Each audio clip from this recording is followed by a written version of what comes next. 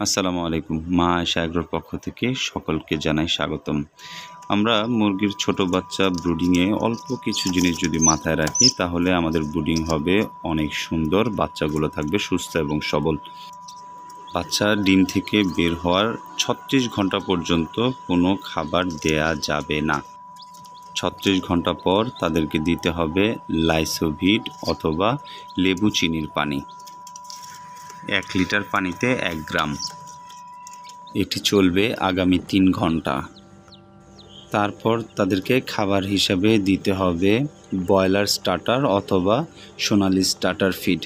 রাতে খাবার পানির সাথে দিতে হবে রেনা পিএইচ ১ মিলিলিটার ১ লিটার পানিতে এবং রেনামক্স ১ গ্রাম ১ লিটার পানিতে।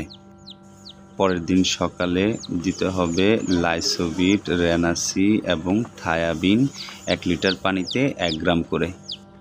রাতে দিতে হবে ঠান্ডার জন্য অ্যান্ড্রোসিন, রেনা পিএইচ এবং রেনামক্স।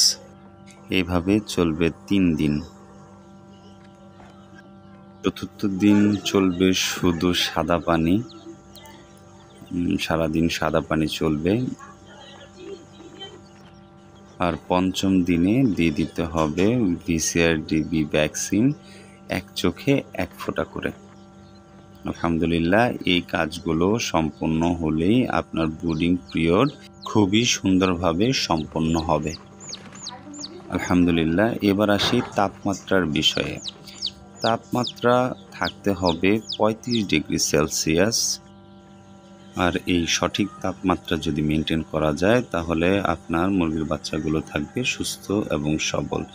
অসংখ্য ধন্যবাদ। দেখা হবে আগামী ভিডিওতে। আসসালাম।